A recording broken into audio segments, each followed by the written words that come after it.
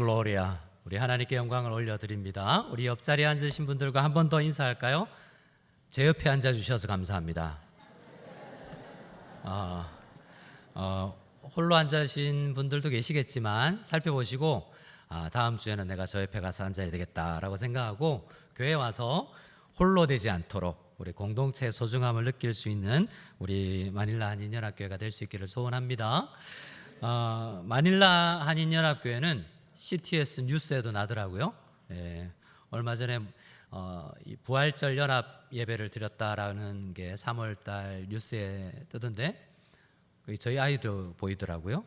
저희 아이는 지금 안티폴로에서 마닐라 한국 아카데미에서 공부를 하고 있는데 우리 두 아들이 또 여기 와서 예배도 드리고 그랬던 장소, 또 우리 근식이 형님, 우리 박근식 목사님이 설교하는 강단, 제가 여러 강단에서 봤지만 인프 모르나 참 존경스러운데 이 강단에 서서 하나님의 말씀을 나눌 수 있는 은혜가 있어서 참 감사합니다.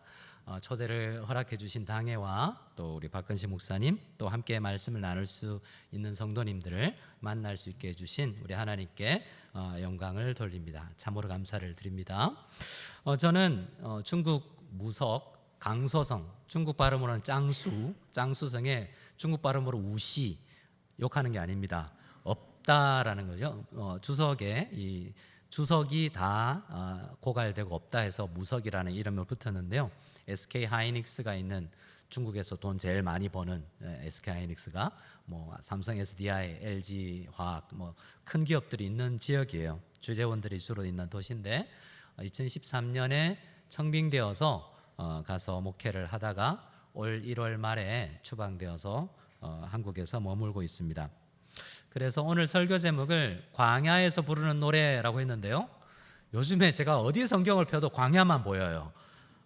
내가 광야 사나 보다. 근데 신학의 선배님들이 다 또 광야를 많이 지났구나라는 생각도 하게 됩니다.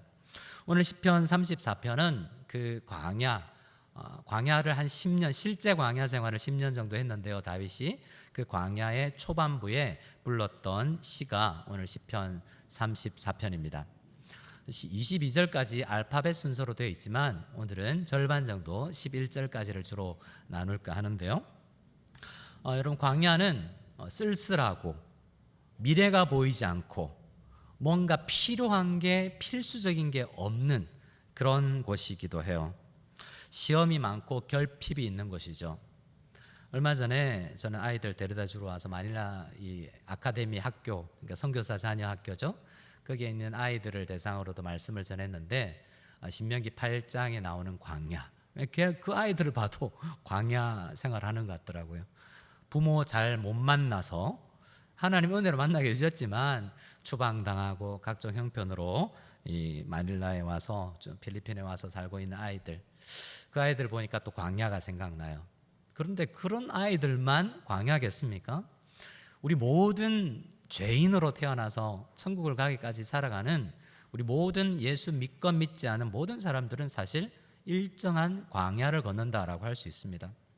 나는 돈도 많고 건강한데요 라고 하지만 어떤 사람은 돈과 환경과 상관없이 그곳이 광야가 될 수 있어요. 우리는 다 광야를 걷고 있는데 성경은 그 광야를 어떻게 사용하냐면, 따라합시다. 예수만 남는 곳, 필요 없는 것들을 다 빼고요, 군더더기를 다 빼고 예수 그리스도만 남기는 그런 엑기스를 모아내는 곳이고요, 하나님의 말씀이 있는 곳이고 내가 빚어지는 하나님의 은혜가 임하는 장소가 광야의 장소이며 시간일 수도 있습니다. 그래서 오늘 이 자리에 있는 저와 여러분이 다 일정한 광야를 지나고 있는데 이 장소와 시간을 하나님께 빚어지는 광야로 사용해야지, 그곳에서 스트레스를 받거나 원망으로 가득 찬 광야가 아니라 정말 은혜로 가득 차서 잘 지낼 수 있는 그 광야의 생활을 할 수 있는 우리가 다 될 수 있기를 소원합니다. 우리 본문 말씀 1절 한번 읽어봤으면 좋겠습니다. 본문 말씀 1절을 같이 한 목소리로 읽겠습니다. 같이 읽습니다. 내가 여호와를 항상 송축하며 내 입술로 항상 주를 찬양하리이다. 국어 시간에 보면 강조되는 게 뭐냐 찾기 있죠. 강조의 방법이 많은데요, 앞에 두는 것, 반복하는 것 등이 있는데 여기서는 반복이 사용됩니다. 어떤 단어가 반복되고 있죠? 항상이죠. 여러분 묻습니다. 지난 한 주간 동안 하나님을 찬양하셨습니까? 라고 물으면 아멘 하실지도 모르지만 항상을 붙여서 한번 물어보면 어떨까요? 여러분 지난 한 주간 항상 주님을 찬양하셨습니까? 예, 계시네요. 한두 분은 나오실 거라고 예상을 했습니다. 근데 대부분 항상 붙이면 좀 약간 내적 갈등이 들 수 있죠. 저도 그래요. 광야길을 걸으면 나는 왜 이러지? 하나님 나한테 너무하신 거 아닌가? 불평, 원망, 혹은 안 계신 것 아닌가? 의심.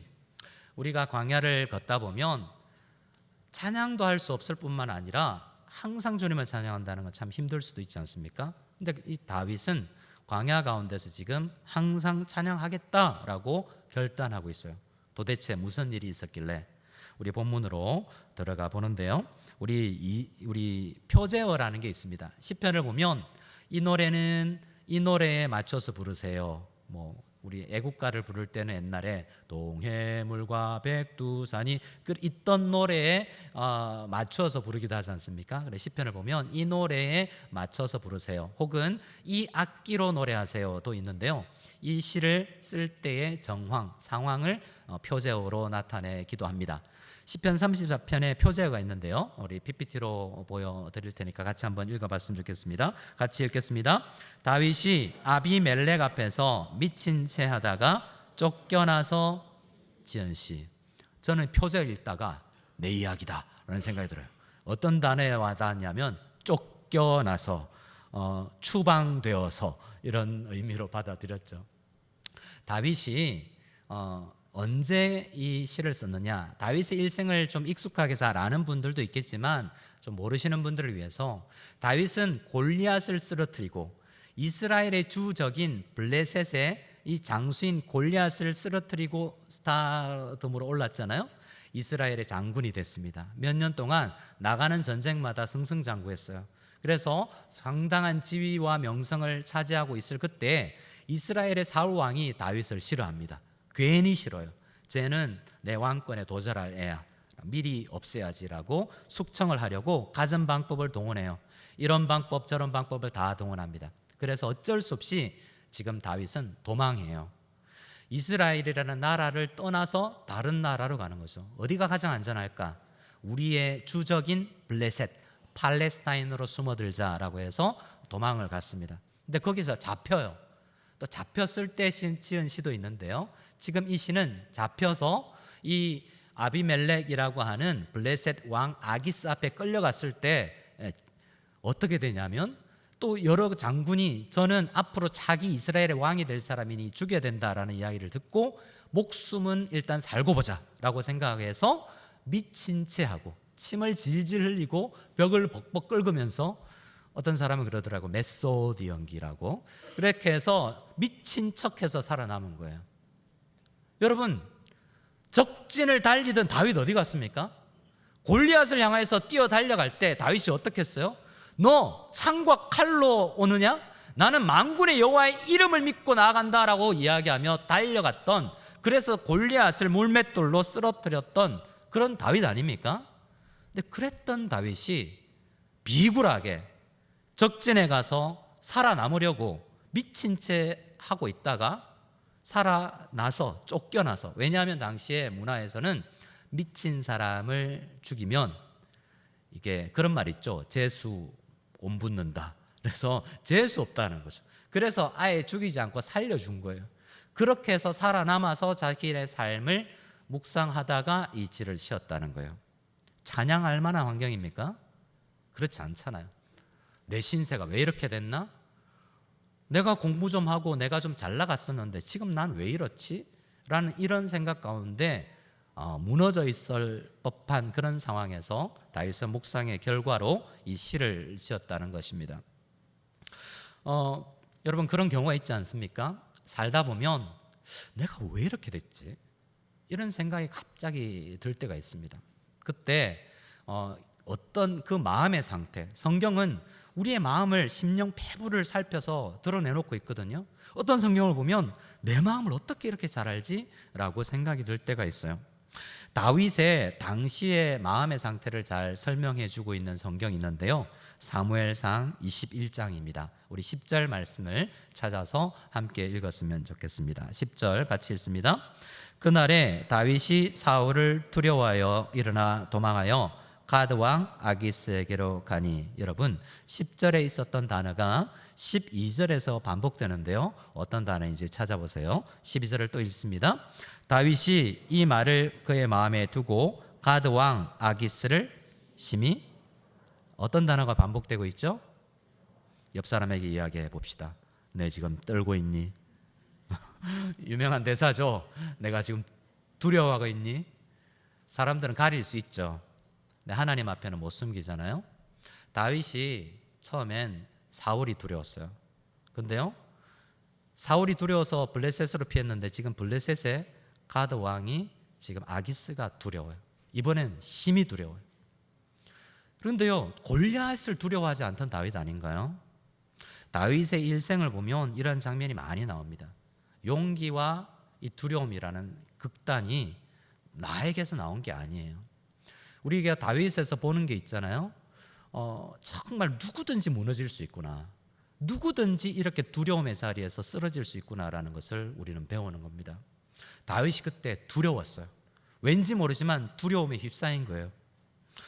그런 단어 요즘에 좀 듣습니다. 공황장애. 공황장애라는 단어를 여러분 아시죠? 사전에 찾아보니까 이렇게 되어 있더라고요. 공황장애는 특별한 이유 없이 예상치 못하게 나타나는 극단적인 불안 증상, 극도의 공포심이 느껴지면서 심장이 터지도록 빨리 뛰거나 가슴이 답답하고 숨이 차며 땀이 나는 등 신체 증상이 동반되는 등등등, 이렇게 이야기해요. 최근에 제가 여러 목사님들을 만나는데요, 선교사님들을 보는데요, 추방된 분들을 좀 만나요. 얼마 전엔 터키에서 추방된 선교사님을 만났는데요, 공황장애로 고생을 하고 약을 먹고 병원을 다녔대요. 여러분, 선교사와 목회자, 어려운 환경에 날 보내주세요 했던 사람들 아닙니까? 근데 어떤 상황 속에 놓이니까 그들도 공황장애를 앓더라고요. 누구라고, 나는 괜찮아 알 사람이 없어요. 우리는 다 연약합니다. 근데 하나님은 이상하게 연약한 우리를 공황장애가 일어날 만한 광야로 몰아 넣으세요. 여호와는 목자시니 쉴 만한 물가로 인도하시면 좋겠지만, 때로는 아골골짝, 정말 아무것도 없는 힘겨운 그런 장소 광야로 우리를 인도하시면서 우리를 훈련시키시잖아요. 그럴 때 우리 마음 가운데 미래가 보이지 않은 두려움, 이거 돈과 건강하고도 상관없어요. 우리 모두에게는 이 두려움의 증상이 찾아올 수 있다는 것입니다. 외부 강사니까 여러분이 저를 잘 모르기도 하니까 사진 몇 장 보면서 좀 이야기해도 될까요? 자, 사진 한 장 먼저 보겠습니다. 병원 사진 한번 보여주시면, 20년 전쯤인데요, 마닐라 한인학교에 05년생 새내기들이 8명 있다고 그랬는데, 저기 링거대를 타고 있는 우리 큰딸이 05년생이에요. 지금 수험생인데 중국에서 10년 살았는데 3년 특례가 안 돼요. 제가 추방되는 바람에 여러 가지 힘들어요. 비자와 여러 가지 복잡해서. 그래서 혹시나 사연을 쓰면 될까 해서 몇 군데 넣어놓고 나머지는 9월 달에 수시를 넣을까 이렇게 생각하고 있는 수험생입니다. 아빠 잘못 만나서 3년 특례는 될 줄 알았는데 10년 살고도, 그 아이가 2살 때 둘째가 뱃속에 있을 때 저희 장인어른이 이 혈액암에 걸리셔서 3기로 아주 심각했죠.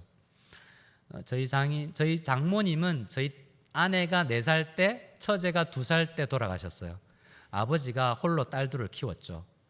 우리 유장로님도 딸들이라고 이야기하시던데, 딸들을 어릴 때부터 홀로 키웠기 때문에 우리 아내와 처제에게 아빠는 엄마도 되고 아빠도 되는 분이죠. 근데 암이 걸렸어요.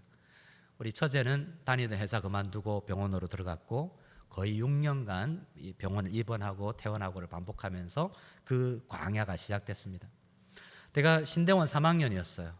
여러 가지 제가 신학대학원 다니면서 전도사, 교육 전도사를 했는데 교회에서 60만 원 받으면서 전도사 생활할 때 첫째 아이 태어났고 둘째 뱃속에 있고 장인어른은 암에 걸리고 너무 힘들더라고요. 돈도 필요하고. 그래서 교회 가지 않는 날 수요일 금요일 빼고 월 화 목 영어학원 강사를 저녁에 띄었습니다. 학교 갔다 와서 저녁밥만. 근데 학원에서 120만 원을 주는 거예요. 교회는 더 많은 시간을 투자했는데 수요일도 가고 금요일도 가고 토요일도 가고 주일도 가고 교회 옆에 있으면서 관리 집사 역할 비슷하게 했는데 교회는 60만 원 주는데 학원에는 돈을 많이 주더라고요. 근데 제가 영어 전공자인데 그때 같이 영어 사역계에 있는 친구가 저를 유혹했어요. 우리 학원으로 오면 내가 연봉을 얼마 주겠다.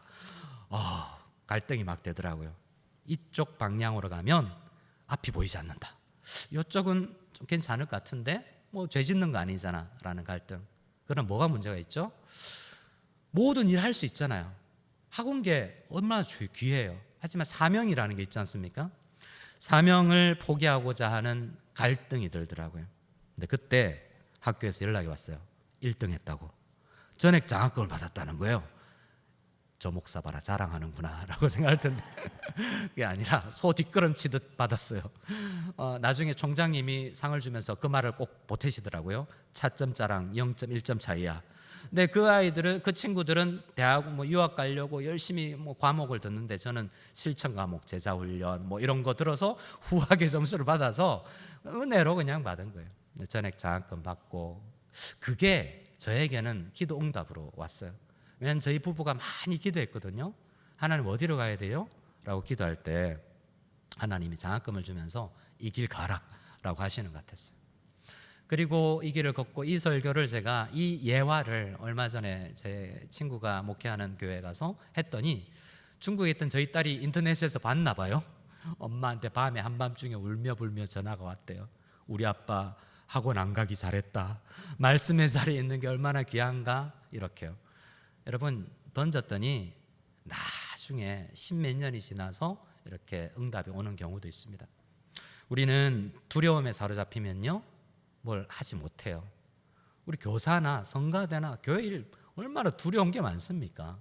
그런데 하나님은 그 두려움의 광야에서 누구나 부닥칠 수밖에 없는 두려움의 문제를 해결해 주신 거예요. 그래서 시를 쓴 거죠. 그래서 이 시 안에 다윗이 어떻게 그 광야의 두려움을 극복했는지를 고백하고 있습니다. 4절을 같이 한번 읽어보기를 원합니다. 4절 말씀을 같이 읽습니다. 시작. 내가 여호와께 간구하매 내게 응답하시고 내 모든 두려움에서 나를 건지셨도다. 무엇에서 건지셨도다? 두려움에서. 내가 잘나서 두려움을 극복하는 게 아니에요. 주님이 건져주셔야 됩니다. 우리 청소년들도 두려울 수 있잖아요. 주님께서 붙잡아 주실 수 있기를 소원합니다. 6절도 읽어볼까요? 여러 번 반복됩니다. 6절 시작. 이 공고한 자가 부르짖음에 여호와께서 들으시고 그의 모든 환난에서 구원하셨도다. 여러분의 모든 환난에서 구원하시는 하나님을 맛보시기를 소원합니다. 그리고 17절입니다. 또 읽습니다. 시작. 의인이 부르짖음에 여호와께서 들으시고 그들의 모든 환난에서 건지셨도다. 환난에서 건짐을 받는 경험은 부르짖는 가운데 있어요. 여러분 광야 가운데서 기도를 잊지 않고 주님 앞에 나아갈 수 있기를 소원합니다. 마지막입니다. 19절 시작. 의인은 고난이 많으나 여호와께서 그의 모든 고난에서 건지시는도다. 아멘. 고난이 없으면 더 좋겠지. 우리의 기도 제목은 고난 없으면 좋겠다 아닙니까? 하나님은요 아니야, 넌 고난을 필요하고 고난에서 내가 너를 건지는 과정을 통해서 넌 빚어지고 단련돼야 돼. 그게 주님의 계획이에요. 그 장기 계획을 우리가 잘 이해하지 못할 수도 있습니다. 재추방 이야기를 좀 더 할까 하는데요. 사진 좀 보여주시면 감사하겠습니다. 저도 일정한 광야를 걷고 있지 않습니까? 이 사진은 중국에 있는 제 무성연합교회, 저희 교회도 연합교회네요. 무성연합교회 주일 예배 사진인데요. 예배당이 저렇게 좋구나라고 생각하지 마세요. 호텔입니다. 저희는 숨어서 예배드려요. 중국 교회에서 70명 예배드리고 커피숍으로 위장한 장소에서 새벽 예배, 금요기도회, 수요 예배, 그리고 주일학교, 주일 1부 예배까지 2부 예배만 중국 교회에서 그렇게 예배를 드리는데, 그러니까 너무 예배가 분산돼 있다 보니까 주일날 성도들 얼굴을 못 봐요. 서로. 그래서 1년에 한두 차례는 우리 함께 모여서 예배드리자 해서 호텔을 빌렸어요. 이 사진은 12월 24일, 작년 12월 24일 성탄 이브에 저희가 주일 예배를 드린 그 현장이에요. 이 예배 드리고 제가 추방됐거든요. 불법 예배 드렸다라고 해서 이런 예배를 드렸었는데 딴 때는 말하지 않더니 이번에는 찾아와서 그래서 경찰서 오라 가라 지조하고 조서 쓰고 결국 추방됐는데요. 이날 사진 몇 장 볼까요? 네, 우리 유치부 아이들이 이렇게 이쁘게 발표회도 하고요. 또 계속 넘겨주세요. 우리 초등부 아이들 수화 찬양, 또 우리 성극도 하고요. 또 보여주세요. 넘어지면 성가대 찬양도 하고 또 우리 중고등부 아이들 이렇게 이쁘게 발표하고 예배를 드렸어요. 또 사진 있습니다. 이 사진은 제 뒤에서 우리 청년이 사진 찍는 청년이 찍어준 건데 서로 사랑한다고 하트하고 이렇게 사진 찍었는데 이 예배 드리고 불법 예배 드렸다고 추방된 겁니다. 여러분 자유롭게 예배 드릴 수 있는 것이 축복인 줄 믿으시기 바랍니다. 그 다음 사진을 보면요, 중국에 제가 속한 중국 동부 지역을 화동 지역이라고 불러요. 제가 부임했을 때는 40여 개 교회가 있었는데요, 지금은 20개 정도만 남았는데 필리핀도 약간 비슷하지 않을까 생각하지만 중국은 추방되기도 하고 줄어들기도 해요. 여기에 있는 대부분이 안 계세요. 지금 한두 분만 이 사진에 있는 우리 목회자들이 남아 있는데요. 다음 사진을 보면 추방되어서 나와서 처음에 중국에 있는 성도님이 소개해준 신촌에 있는 성교관에 가서 9평짜리에 우리 아들 둘하고 4명이서 샀는데요, 침대 하나 딱 들어가는 방이 하나 있고 식탁이 밖에 거실형이 있는데 거기에 12개 캐리어 삥 돌리고 그리고 딱 이불 2명 누울 이불 깔면 딱 다 돼요. 이런 장소에서 이제 한국살이가 시작됐습니다. 이걸 요즘 말로 한 달 살기라고 그러죠. 여러분 한 달 살기 해보셨으면 하나님 은혜로 한 달 살기 좀 해봐라. 그래서 신촌에서 한 달, 그 다음에는 일산에서 한 달, 그 다음에는 안양에서 하나님 은혜로 2달 살기. 지금은 또 옮긴 지 다른 선교관으로 옮긴 지 2주가 됐는데요, 거기서 또 마지막 사진입니다. 차도 없으니까 친구 교회 봉고차 빌려서 이렇게 트렁크 넣고 이렇게 옮겨 다니는 은혜가 있습니다. 집이 있으면서 다니는 거하고 집이 없이 다니는 거하고 좀 다르더라고요. 여러분, 그러니 저의 상황이 요즘 제가 혼자 얼마 전에 설교를 해달라고 해서 직장사역 정취닷컴이라는 영어를 하는 온라인 영어 회사가 있는데요, 큰 기업이에요. 거기 직원 예배를 인도해 달라고 해서 지지난주 월요일 날 가서 설교를 하고 왔는데요, 돌아오는 KTX에서 제 자신을 생각해 보니까 직장인들에게 무직자가 지금 설교를 하고 있더라고요. 제 상황을 보니까 그래서 제가 페이스북에 올렸죠. 백수가 직장인들에게 뭐 이런 내용으로 사진도 올렸어요. 그랬더니 일본에 있는 친구 선교사가 백수 말고 프리랜서 이렇게 이야기하더라고요. 아, 그렇구나. 내가 백수가 아니라 내 직업이 있구나, 프리랜서. 말하기 좋아서 그렇지 미래가 없다는 이야기입니다. 미래가 없으면 두렵죠. 요즘 그래서 저도 두려울 때가 간혹 있습니다. 뭐 저라고 제가 잘했으니 여러분도 잘하십시오 이게 아니라요, 순간순간 어디 전화해서 도움 좀 구할 데 없나, 설교 한번 시켜달라고 전화를 할까. 근데 제가 각오를 했어요.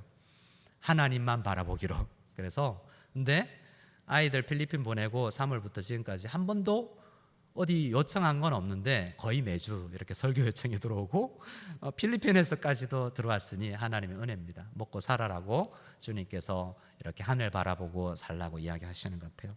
그런데 이런 환경에 놓이면 미래가 암담하고 학비는 어떻게 조달하며 두렵잖아요. 하나님만 바라보는 훈련이 또 필요해서 하나님께서 훈련 중이신 것 같습니다. 여러분, 광야 가운데 광야를 그냥 지나면 원망, 스트레스, 그냥 두려움이 가득 찰 거예요.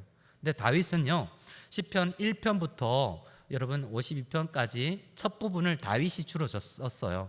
그 시편들을 보면 표제어가 있는데 주로 광야에서, 표제어가 달린 걸 보면 광야에서 많이 불렀습니다. 그 이야기는 이 시는 32편은 특히 알파벳 순서로 특별히 되어 있는데요, 얼마나 그 환경을, 내 처지와 하나님의 역사를 놓고 기도해서 알파벳 순서로 첫 마디를 넣어서 이렇게 시를 만들었겠냐는 거죠. 내 환경만 놓고 볼 것이 아니라 하나님의 은혜로 말씀으로 내 환경을 해석할 때 시가 나오는 거죠. 광야에서도 노래가 터져 나오는 거죠. 시편 59편은 사울이 사람을 보내어 다윗을 죽이려고 그 집을 지킬 때 썼어요. 시편 52편은 에돔인 도액이 사울에게 이르러서 다윗이 아히멜렉의 집에 왔다고 이야기할 때 썼어요. 시편 56편은 다윗이 가드에서 블레셋인에게 잡혔을 때 등등등등 많은 시들이, 노래들이 광야 한복판에서 내 현실을, 내 상황을 하나님의 말씀으로 해석하며 부여잡고 기도할 때에 해석이 되어진 열매로 나온 거예요. 바라기는 한숨이 변해서 우리가 아까 찬양할 때 기도가 되고 노래가 되는 놀라운 은혜가 우리 모든 성도님들에게 임하기를 소원합니다. 근데 다윗이 살아남은 이유가 있어요. 아까 미친 채 했다고 그랬죠. 사무엘상 23장을 보면 사울이 다윗이 숨어 있는 곳을 샅샅이 찾으러 다니는데요, 발견하지 못해요. 우리는 생각할 수 있죠. 내가 잘 숨어서. 우리는 광야를 보낼 때 돈을 많이 벌면 돼. 아니, 건강하면 되지. 영양제를 의지하고 돈을 의지하고 세상을 의지할 수 있어요. 근데 하나님은요, 그 모든 것을 바라보면서 다윗이 어떻게 들키지 않고 죽음을 모면했는가를 설명해 주는데, 그가 연기를 잘해서가 아니에요. 사무엘상 23장 말씀에 이렇게 이야기합니다. 사울이 매일 찾되 하나님이 그를 그의 손에 넘기지 아니하시니라. 우리가 열심히 살아서가 아니라 우리가 뭔가 성공했다면 하나님이 우리를 지키셨음을 믿으시는 우리 모두가 될 수 있기를 소원합니다. 아멘. 우리 시편 34편 7절을 한번 같이 읽어볼까요? 34편 7절을 같이 읽습니다. 시작. 여호와의 천사가 주를 경외하는 자를 둘러 진치고 그들을 건지시는도다. 다윗은 지금 하나님께서 건졌다라고 이야기했는데요, 구체적으로 한 인격적 존재를 이야기하는데, 그 존재가 따라합시다. 여호와의 천사. 하나님이 다윗에 놓여 있는 그 광야 한복판을 잘 걸어갈 수 있도록 천사를 보내주셨다는 거예요. 신학자들은 다윗이 만났던 천사들이 대부분 구약 시대에 임재하신 그리스도라고 생각해요. 그래서 그리스도를 만난 거죠. 하지만 천사일지도 몰라요. 여러분, 천사 보셨습니까? 천사? 제가 보여드릴게요. 눈을 감았다가 뜨면서 옆 사람을 보면 됩니다. 자, 눈을 감았다가 뜨면서 옆 사람을 봅니다. 눈을 감았다가 시작. 보이십니까? 천사? 얘가 뭔 천사야? 여러분, 성경을 보면요, 사람인 줄 알았는데 지나가고 나서 천사인 줄 아는 거예요. 항상 천사는 이사야서에서는 뭐 날개 달린 것처럼 묘사를 하지만 대부분 사람인 거예요. 사람처럼 보이는 거예요. 사람도 천사가 될 수 있어요. 물론 다르지만 천사처럼 나에게 다가오는 거죠. 광야길을 걸어가는 백성들에게 하나님께서 잘 걷게 하시는 방법은 천사를 보내주는 겁니다. 여러분, 광야에서 천사 만나보셨어요? 힘들 때 장로님, 권사님, 친구, 선생님이 문자 하나 보내주셨다면, 주일날 예배 왔는데 목사님이 주일학교에서 교사 선생님들이 찬양대, 성가대 가사 하나가 나한테 위로를 주잖아요. 천사의 음성처럼 들리는 거예요. 저는 이 광야길을 걸어갈 때 여러 천사들을 만났는데요, 목회 10년 동안에 좋은 성도님들을 만난 은혜가 있습니다. 제가 존경하는 장로님, 5년 전에 췌장암으로 돌아가셨는데요, 저는 그분 때문에 그 교회 가겠다고 결단한 거나 다름없어요. 사랑의 교회 부교역자로 있을 때 청빙서를 들고 찾아오셨는데, 야, 이런 장로님이 계시는 교회면 나 목회하고 싶다라는 마음이 들었어요. 근데 중국에서는 장례를 처음부터 끝까지 못 해봤어요. 제가 그때까지 부분은 감당해 봤는데, 그분이 췌장암에 걸려서 돌아가실 때 저에게 장례를 부탁했고, 마치 저는 그런 마음이 들었어요. 목사님, 장례 안 해보셨죠? 내 몸 가지고 장례 좀 해보세요. 그리고 장로님이 입던 옷을, 양복을 4벌 물려주셨어요. 하나도 안 고치고 저한테 딱 맞아요. 근데 이 옷은 다른 옷이에요. 제가 늘 그 옷을 5년 동안 항상 설교할 때마다 장로님 옷 입고 설교했어요. 초심을 잃지 않기 위해서. 그 장로님은 늘 기도할 때, 사랑하는 우리 김영현 목사님, 대한민국에서 제일 정직한 목사 되게 해주시고 제일 유명한 목사가 되게 해달라고 그랬으면 근데 정직하게 해야지 큰 목회 뭐 이런 건 아니더라고. 근데 그렇게 사랑해 주시고 항상 조언해 주시고 저의 목회의 대부분을 감당해 주셨어요. 이 옷도 장로님이 사주신 거예요. 한국에 추방되어 나왔는데 중국에 놀러 와서 여행 오셨던 한 장로님이 호산나 교회 의료 선교팀도 온다고 그러는데 저희 지역에 여행 오셨어요. 제가 접대를 했다나요?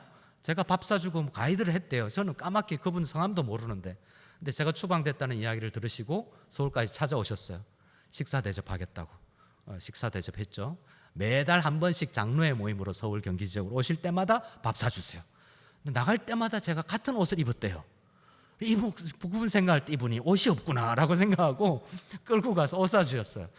그 정도로 못 벗고 살지는 않습니다만 그냥 제가 그랬어요. 제가 평생에 옷을 3번, 이번 기회를 비롯해서 전도사 때 한 번, 그리고 담임 목회 갈 때 사랑의 교회 목사님이 한 번, 그리고 이번이 처음인데요. 제가 갈때 목사님, 장로님 이름은 이야기 안 하지 않지만 제가 이야기하겠습니다. 제가 그 길 걸어가는데 밥 한 번 사주신 거인 게 큰 위로가 됐습니다 라는 그런 마음을 드리고 제가 이야기할 거라 그랬어요. 제가 필리핀 오면서도 장로님 사준 양복 입고 갑니다 라고 말씀드렸어요. 그래, 저는 인생 가운데서 많은 좋은 사람들을 만난 것 같습니다. 근데 생각해 보면요, 잘해준 사람만 천사가 아니에요. 목회를 하다 보면 속을 긁는 사람들도 생길 수 있습니다. 하나님께서 천사로 보내주신 거예요. 그때는 몰랐는데요, 지금 생각하니까 어떤 성도님도 귀하지 않은 성도가 없어요. 그런 걸 배워가는 과정인 것 같아요. 목회를 잘했냐? 그게 아니라 하나님께서 배우는 과정 속에 있는 것입니다. 옆 사람이요, 하나님 보내신 천사일 수 있습니다. 믿으시기 바랍니다. 아멘이 약한 것 같은데요. 옆 사람이 천사인 줄 믿으시면 아멘. 네, 서로에게 천사가 되어주기를 바랍니다. 이게 오늘 말씀에서 3번째로 우리가 생각할 거예요. 내가 광야에서 여호와의 선하심, 도와주심을 맛봤다? 이걸로 끝나는 게 아니에요. 우리는 맛본 사람은 사명을 다시 생각해야 됩니다. 다윗은 지금 홀로 도망다니고 있는데요, 도망다니다가 하나님의 은혜를 맛보고 예수 그리스도만 남는 예수 그리스도로 충만한 사람이 됐어요. 근데 이걸 어떻게 쓰지? 사명이구나 라는 결단을 하게 되죠. 사명이 뭐죠? 그의 사명은 공동체를 세우는 거예요. 지금은 홀로 도망다니다가 이 시를 썼는데요, 그가 사무엘상 21장에서 미친 채하고 살아나서 이 시를 쓰고 나서 처음 만난 공동체가 아둘람 굴 공동체예요. 그 아둘람 굴에 많은 사람들이 찾아와서 그들에게 어떤 마음으로 대해야 될지를 깨닫게 된 것입니다. 자, 우리 시편 34편 3절부터를 함께 볼 텐데요, 3절을 같이 한번 읽어보기를 원합니다. 시작. 나와 함께 여호와를 광대하시다 하며 함께 그의 이름을 높이세. 여러분, 홀로 가는 게 아니라 우리 마닐라 한인연합교회 모든 공동체가 함께 하나님을 찬양할 수 있기를 소원합니다. 찬양팀만 아니라, 성가대만 아니라, 목회자와 장로님들만이 아니라 우리는 함께 신앙생활하는 거예요. 먼저 하나님의 은혜를 맛본 사람이 먼저 가는 거고 손잡아주고 함께 가자라고 지금 다윗은 이야기하고 있습니다. 8절 말씀에 다윗은 여호와의 선하심을 맛본 다윗이 이렇게 고백합니다. 너희를 빼고 마닐라 한인연합교회 성도님들이요, 여호와의 선하심을 맛보아 아시기를 소원합니다. 그에게 피하는 자는 맛볼 수 있습니다 라고 8절에서 이야기하고 있지 않습니까? 9절에 이야기합니다. 너희 성도들아, 마닐라 한인연합교회 성도님들이여, 여호와를 경외하십시오. 여호와를 경외하는 자에게는 부족함이 없는 은혜를 광야 가운데서도 발견하게 될 것입니다 라고 이야기합니다.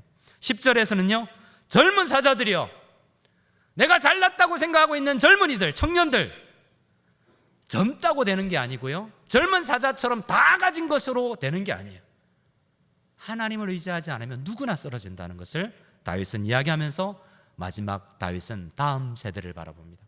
이 자리에도 청년들, 청소년들 계신데요, 여러분들에게 하는 이야기예요. 우리 11절 같이 읽습니다. 시작.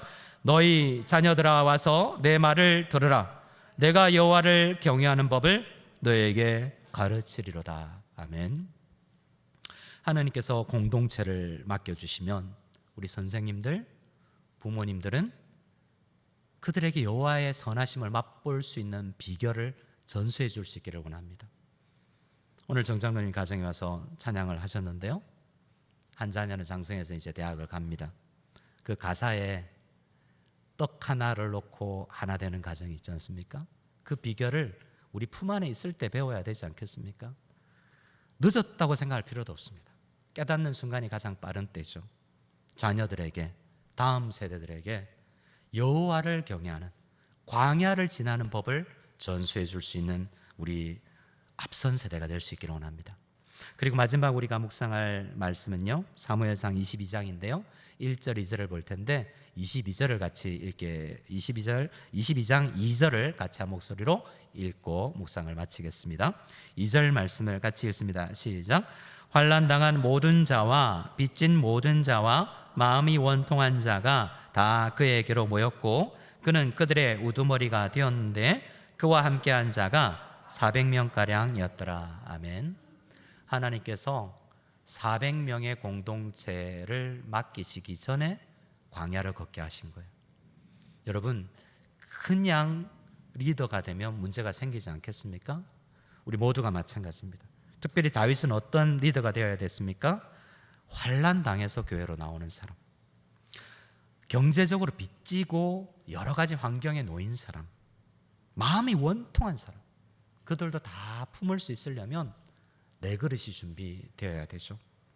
바라기는 우리 박근식 목사님뿐만 아니라 우리 장로님들, 정말 여호와의 선하심을 맛보고 넉넉한 그릇이 되고 우리 서로가 맛보고 나서는 서로를 돌보는 사명이 있구나라는 것을 깨달을 수 있기를 바랍니다. 제가 사랑의 교회에서 부교육자로 있을 때 제자훈련을 매년 했는데요, 한 해에 어떤 여자분이 제자훈련을 받겠다고 신청을 했어요. 그때는 한 20명 신청을 하면 절반은 떨어지고 이렇게 됐거든요. 근데 그분은, 그 여자 집사님은 남편을 사별한 분이었어요. 남편이 검사였는데, 유명한 검사님이셨는데 19년 차에 밤에 열심히 일하다가 퇴근하다가 건널목에서 택시에 부딪혀서 사망하셨어요. 아침에 잘 다녀오라고 인사를 했는데 저녁에 강남 성모병원 영안실에서 만나게 된 거죠. 근데 그분이 1년 정도 시간이 지나서 제자훈련 받겠다고 찾아오신 거예요. 집사님, 괜찮으시겠어요? 라고 물어보니까 그분이 그러셨어요. 목사님, 과부 마음은 과부가 알지 않습니까? 그분이 과부니까 제가 함부로 그 말을 못 쓰는 단어잖아요. 나처럼 어려운 사람도 은혜가 필요한데 내가 그 사람들한테, 그런 사람들한테 나에게 내가 할 말이 좀 있을 것 같다라고 이야기하면서 훈련 받겠다고 이야기하더라고요. 지금도 홀로 2딸 장성하게 키우면서 교회 사역 열심히 하고 계세요. 일부 예배 시간에는 준비했으나 말을 하지 못했는데 빨리 마치려고 지금 읽고 마쳐도 되겠습니까? 오래전에 1900년도 초에 돈 모엔 목사님 영어 찬양 막 듣고 영어 배우고 그랬었어요. God will make a way. 얼마 전에 같은 단어로 이 책이 나왔는데 2018년도인가요?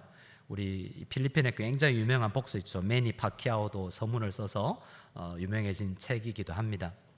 God will make a way. 나의 가는 길. 이 찬양으로 마무리할까 했는데 찬양은 다른 거 부를 거예요. 근데 그 가사가 또 이 찬양을 할까라고도 생각했습니다. 이 찬양은 돈 모엔의 처제집이 한밤중에 교통사고가 나서 조카가 죽고 많은 사람들이 다쳤다는 이야기를 밤중에 전화를 받고 묵상하는 가운데 돈 모엔 목사님의 마음에 주신 음과 가사예요. 가사가 이렇게 됩니다. 나의 가는 길 주님 인도하시네. 그는 보이지 않아도 날 위해 일하시네. 주 나의 인도자 항상 함께 하시네. 사랑과 힘 베푸시며 인도하시네. 근데 가사 중에 이런 가사가 있습니다. 중간쯤에 광야에 길을 만드시고 날 인도해 사막에 강 만드신 것 보라.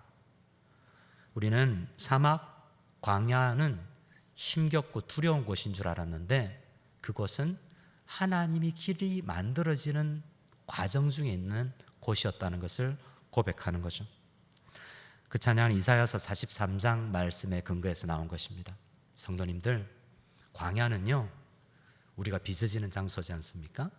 우리가 다 광야에서 모난 부분이 깎이고 부족한 부분이 채워지는 것입니다.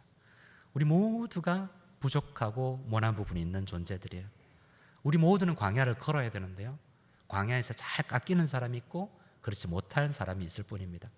우리는 광야에서 잘 훈련받았을 때에 다윗의 한 고백을 묵상한 건데요, 여러분 가운데 경제적으로 대인관계 가운데서, 직장 가운데서 힘든 분이 있을 수 있습니다. 저는 모르지만 장로님들과 우리 목회자들, 성도님들은 아시겠죠. 우리 함께 찬양하고 우리 하나님 앞에 기도할 때 내 문제도 기도하고 우리 서로를 위해서도 좀 기도할 수 있는 시간이 되었으면 좋겠습니다. 우리 함께 찬양할 때 충만이라는 찬양인데요, 우리의 모든 환경은 괜찮다는 거예요. 저를 한번 따라해 주시기 바랍니다. 환경은 괜찮습니다. 그 환경이 다 광야랄지도 괜찮아요, 여러분. 그 광야에서 어떤 환경이든 주님께서 우리를 만들어 나가는 줄 믿으시기 바랍니다. 누구를 통해서 빚으시는 거예요? 옆 사람 바라보시고, 당신이 저의 천사입니다. 믿으십니까? 함께 빚어나가고 공동체를 위해서 헌신할 수 있기를 원합니다. 함께 찬양 드리겠습니다.